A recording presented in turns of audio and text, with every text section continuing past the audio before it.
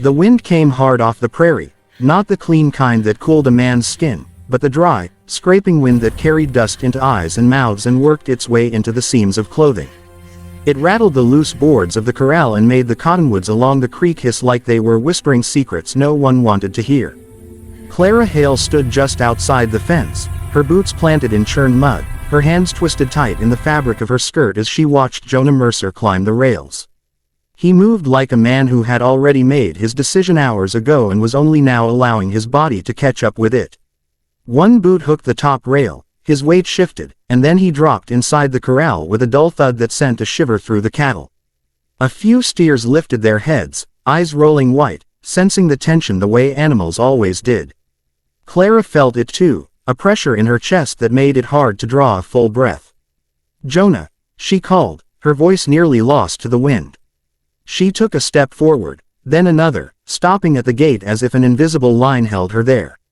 "You don't have to prove anything." He didn't answer. He didn't even turn. His shoulders were set, broad beneath his dust-coated coat, and for a moment she hated that she knew him well enough to recognize that posture. It was the same one he'd worn the winter his father died, the same one he'd worn when the creek flooded and took half the lower pasture with it. It was the posture of a man bracing himself against something he could not move. The brand irons hung from a crooked post near the fire pit, blackened and heavy, relics of years of work. Jonah reached for them without hesitation, his fingers closing around one as if it were no more than a tool, not a symbol. Clara's stomach tightened. "Good God," she whispered, the words coming out rough. "Don't do that." This time he paused, just for a second. The wind tugged at his hat brim, and she wondered if he might turn, if he might look at her and say she was right, that he'd thought of another way. But he didn't. He lifted the iron from its hook and carried it toward the fire pit with the steady stride of someone walking a path already worn into the ground. Beyond the corral, near the fence line, a handful of men lingered. They pretended to be occupied, leaning against posts, adjusting saddles, spitting into the dirt, but their eyes kept drifting back to Jonah. Word traveled fast in a town like this, and by mid-morning everyone knew the bank had called in the note. The Mercer Ranch, run on sweat and stubbornness for 3 generations, was set to be claimed by sundown. The men watching knew what that meant. They'd seen it before. They also knew Jonah Mercer wasn't the kind to go quietly. Clara had known it too, but knowing something in your head was different from seeing it unfold in front of you. She remembered the sound of the banker's voice earlier that day, polite and cold, laying out figures that felt unreal. She remembered Jonah standing there, silent, his jaw tight, while she argued until her throat ached. None of it had mattered. Paper and ink carried more weight than years of work. Jonah knelt by the fire pit and stirred the coals, coaxing the flames higher. He thrust the iron into the heart of the fire. Slowly, the black metal began to glow, first a dull cherry, then brighter, the heat warping the air around it. Smoke curled upward, sharp and biting. Clara's heart hammered. She moved closer to the gate, fingers curling around the rough wood. "If you do this," she said, louder now, the wind carrying her words across the yard, "there's no going back." Jonah straightened and finally turned to face her. His eyes were dark, tired, and steady all at once. "That's the point," he said. The simplicity of the answer frightened her more than anything else. This wasn't anger or recklessness. It was resolve. She watched as he lifted the iron from the fire, sparks dropping into the dirt. For a wild, irrational moment, she thought he might turn it on himself, and the thought made her gasp. But he didn't. Instead, he walked past the cattle, past Clara, past the watching men, toward the thick wooden post that held the main gate. The post was old, scarred by weather and time, its grain split and darkened. Jonah stopped in front of it, squared his shoulders, and raised the iron. Clara took an involuntary step forward. "Jonah, please," she said, the word tearing loose from her. "There has to be another way." He didn't answer. He pressed the glowing iron into the wood. The sound was like a scream held underwater, a violent hiss as the heat met the post. Smoke billowed up, white and choking, carrying the acrid smell of burning pine. The cattle lowed and shifted, hooves stamping. One of the men at the fence swore softly. Clara clapped a hand over her mouth.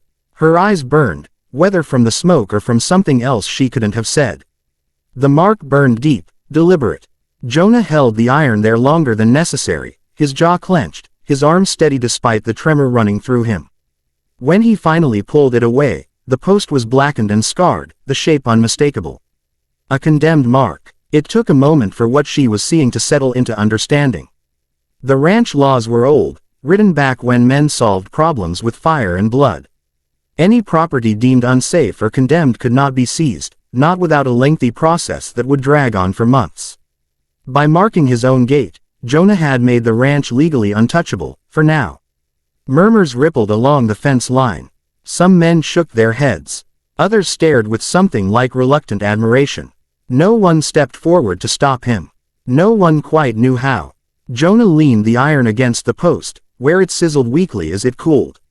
Smoke drifted across the yard, blurring the edges of everything.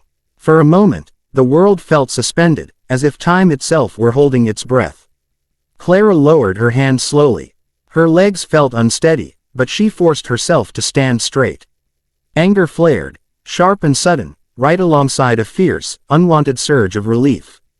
"You could have gotten yourself killed," she said when she found her voice. Jonah turned to her then, really looked at her, and something softened in his eyes. "I know. That doesn't make it better." "No," he agreed, "but it makes it done." The wind shifted, carrying the smoke away toward the open fields. The burned mark on the post stood stark and ugly against the pale wood, a wound that would never fully heal. Clara followed Jonah's gaze to it, her chest aching. The men at the fence began to drift away, conversations low and urgent. Whatever happened next would not happen in front of witnesses. Clara knew that much. She also knew that nothing would ever be simple again. Jonah walked back toward the corral, past the restless cattle, his boots leaving clear prints in the dirt. He looked older somehow, as if the act had carved years into him along with the mark in the wood. When he reached the fence, he rested his hands on the top rail and exhaled slowly. Clara stepped through the gate and came to stand beside him. Neither of them spoke. There was too much in the air: fear, defiance, the weight of consequences yet to come.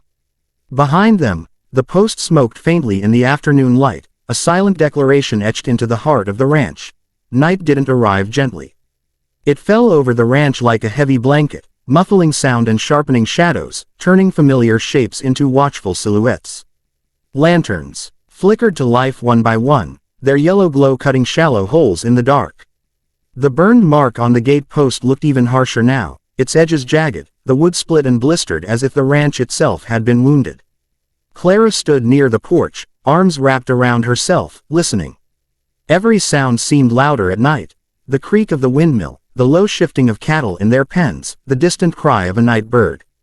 Jonah was a few steps away, leaning against the rail, his hat pushed back, his face half lit by lantern light. Neither of them spoke. Words felt fragile, easily broken.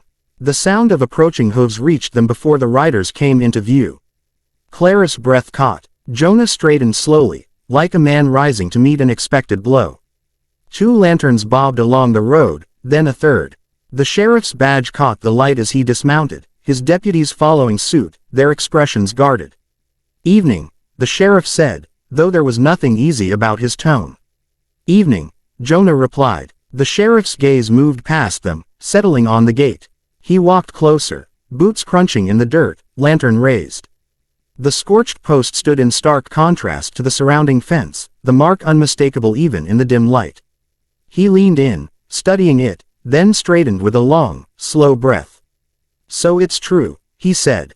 "You went and did it." Jonah didn't deny it. "I did." Clara stepped forward despite herself.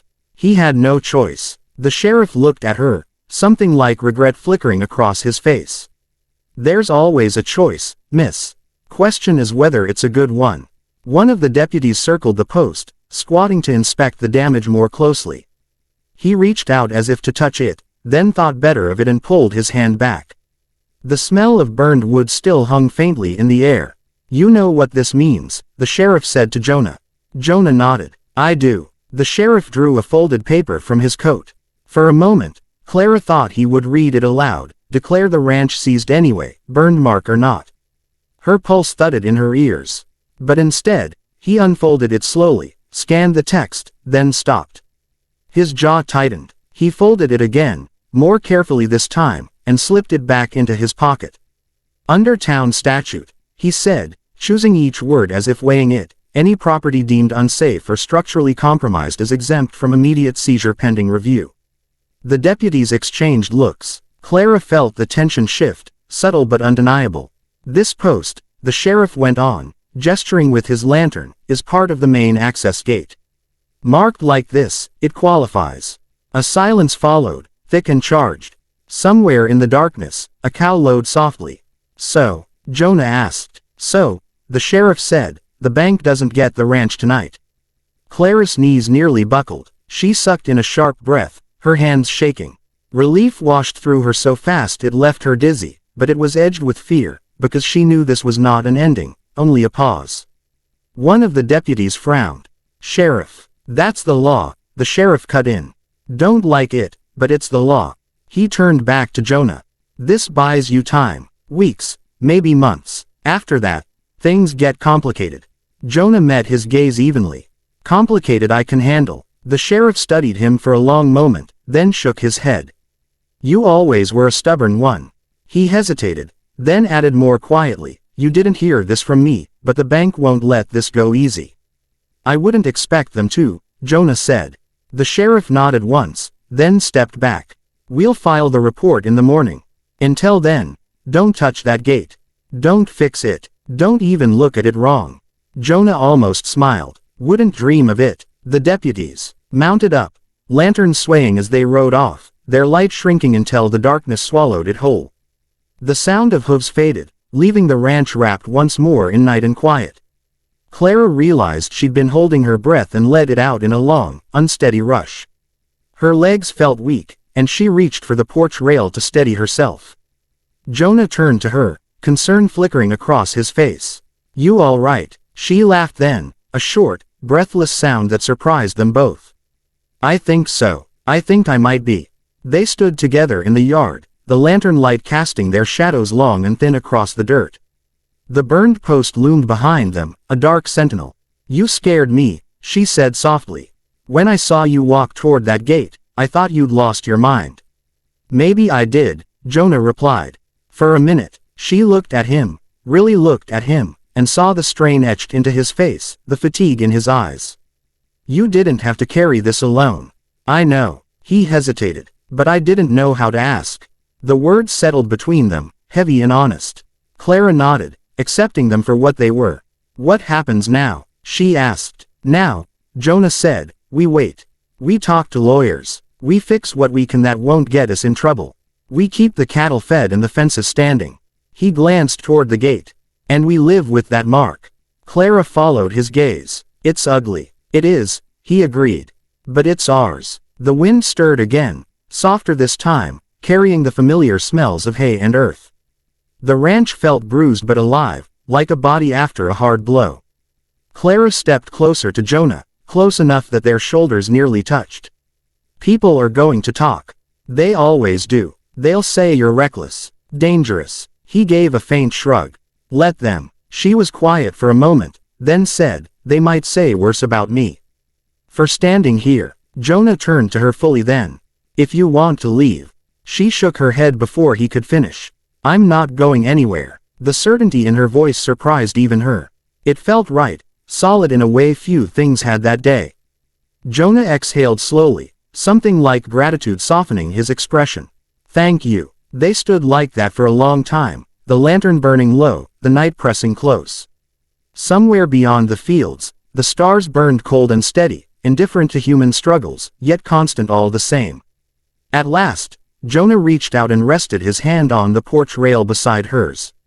Not touching, but close enough to feel the warmth. "Whatever comes next," he said, "we'll face it." Clara nodded. "We will." Behind them, the condemned mark on the gate caught the lantern light, stark and unyielding, a reminder of the unthinkable act that had changed everything, and the fragile hope it had carved out of the dark.